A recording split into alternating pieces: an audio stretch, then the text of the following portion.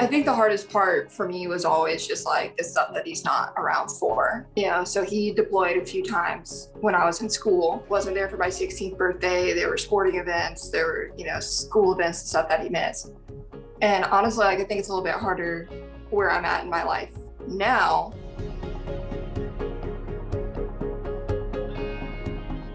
One day you have internet, the next day you don't. So you lose that opportunity, and there's not chances for things to be made up on that end.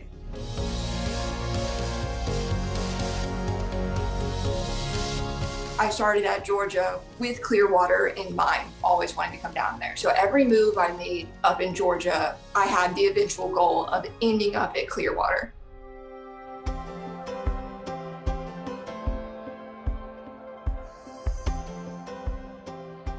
The general explanation that I was given was, we're going to film this training session so that we can sit down during our meeting later and do review and see what you guys need to improve on. And I was like, okay. Caitlin was like, go ahead and send Nick, the dolphin, to the other intern and turn around. And I was like, what do you mean, like, turn around? Like, in my 2 years of animal training, the biggest thing that they've always been like is do not turn your back on the animal. So I was like, what do you mean turn around?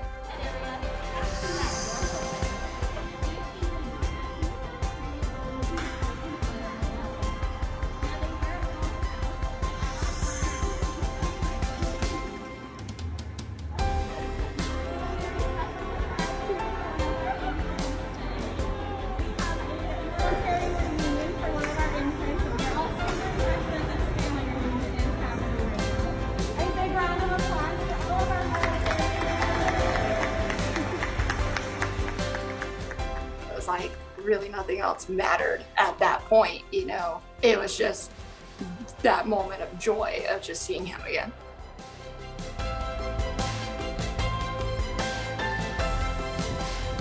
So she was showing me around, and then after a little bit they came over and like, you know what, Catherine, go ahead and take the rest of the day, spend the rest of the day with your dad.